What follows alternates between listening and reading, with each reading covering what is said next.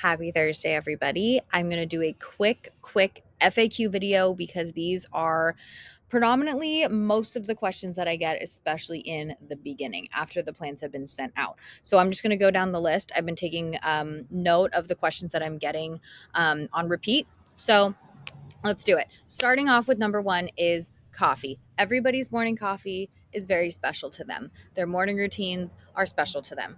So I have learned over the years, I don't really touch on it unless you are putting loads and loads and loads of coffee creamer in your coffee. I'm not worried. Another thing to be mindful of, though, is a lot of these sugar-free options are filled with a crap ton of chemicals, and we don't love that. So if you're going to do it, though, it's okay. Something that I do recommend if you have a frother or something of that nature is to get either milk if your body can handle it. Raw milk is great too, or you can do coconut milk. I like to get it in a can. And basically, you can just froth it, and then to sweeten it up, you can do coconut sugar or just panela, Panela, sugar, cane sugar. It's the pure cane sugar without all the chemicals, and you can get that on Amazon, and then you can sweeten it up, and it's delightful. So that is my recommendation if you can do that. If not, if you're going to do your creamer, just be mindful. Moving down the list, weighing your food. Okay, got a lot of questions on that as well. In terms of weighing your food, first of all, I applaud the people that are doing the food scale. I think that's wonderful, and I think that is very accurate, and I love that.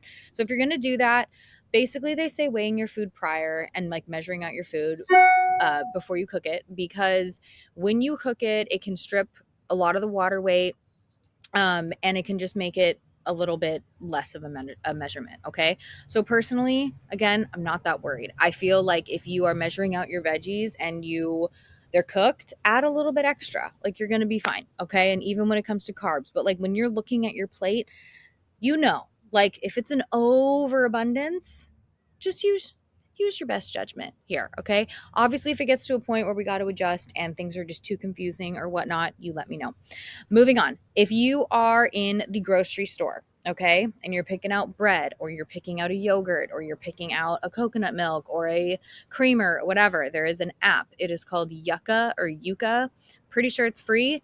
Yuka. Okay. Scan the barcode and it'll give you a rating and it'll tell you if it's good, bad, and like why. And it'll kind of rate it below. Okay. Some of them say like bad, and then you go down, it's like it just has a little bit higher of sodium or whatever. And so it's good to just be aware.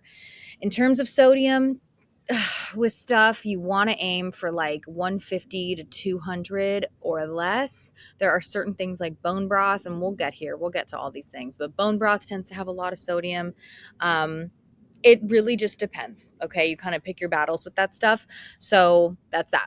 Moving towards the workouts. Okay. A lot of people have asked me how long the workouts are and all of that stuff. Now, let me just say right now, I would rather give you more because I feel like you're a badass and you can do it, and take away. So if you're getting it and you're like, this took me way too long, I'm not used to doing my strength training, all of that, totally fine. Okay, we can keep like the main like lifts in there and we can take out some fluff. Okay.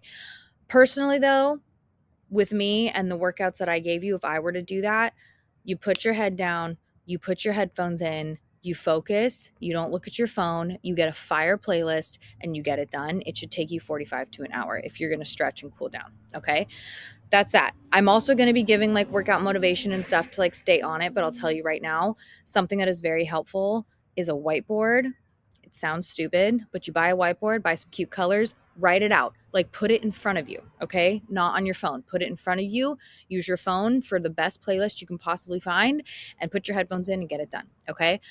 So that's workouts. In terms of weekend hacks, okay, there's no magic pill, there's no magic recipe. But when you're going into the weekend, which I know some of you start your weekends on Thursday, okay, I know that. Some of you do that. So please be just mindful of a couple things here. Alcohol is a toxin, okay? If you're really trying to get somewhere, alcohol is not helping you. It's just not helping you. But that being said, because it is harder for your body to metabolize, and your body will prioritize getting rid and detoxifying you of the alcohol, and then your food is left to just end up sitting in your body. So unfortunately, the alcohol is a big thing. I love my wine nights. I love my soft blanc. I love my tequila sodas. However, do not let the weekend snowball. And we will get into this more, but I just want to say, because I've had some people come to me and ask me about weekend hacks and like what to do.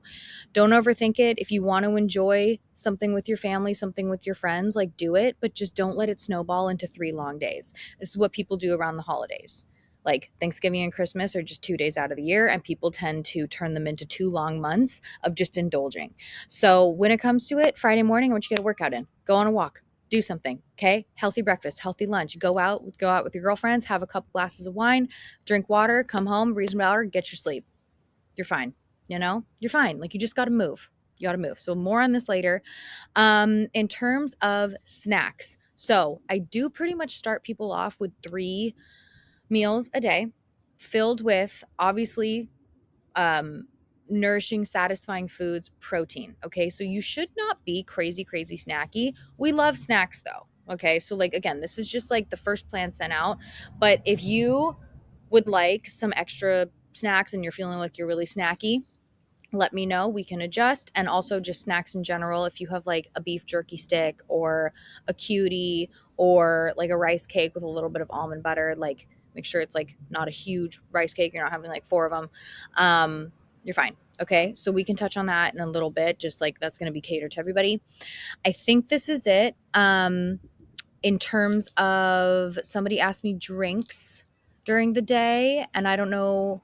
I don't think she was talking about alcohol. I don't think so. But water, it's your best friend. Okay. It's your best friend. If you're a soda person, I love you. I'm just going to tell you, don't be. Just don't be. It's not good for you. It's shit. It's shit. Mocktails, all that jazz. But like, that's all I'm going to touch on right now because I don't want to make this crazy, crazy long.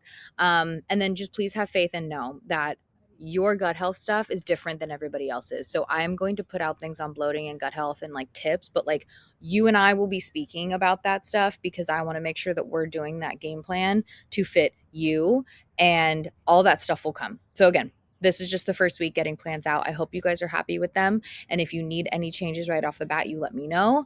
And I hope you start some of your workouts this week. We still have time. Okay. I know like people like to start on a Monday, but do one tomorrow. Check it off. Like, let's do it. Okay.